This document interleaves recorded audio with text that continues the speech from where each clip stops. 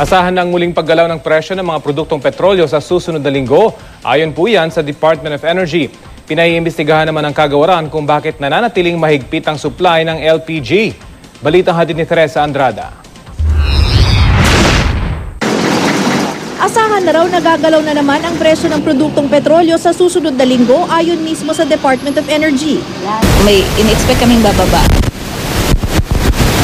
Pero makakahinga ang mga gumagamit ng diesel matapos ang dalawang magkasunod na price hike. Asahan daw ang 50 sentimos na rollback ayon sa industry sources. Pero ang gasolina, posibleng tumaas naman ng 50 sentimos. Bukod sa paggalaw sa presyo ng petrolyo, hindi pa tapos ang problema ng Pinoy sa LPG na nagtaas ng 13 pesos per kilo nitong Disyembre. Sabi ng LPG Refillers Association, patuloy ang mahigpit na supply ng LPG.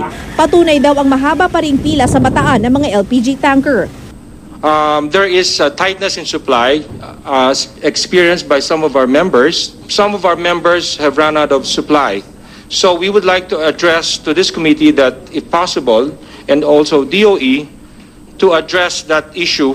Sabi ng Energy Department, ang shutdown kamakailan ng refinery ng Shell sa Batangas dahil sa maintenance ang dahilan. Kasama raw ito sa kanilang pinaiimbestigahan. Teresa Andrada, GMA News.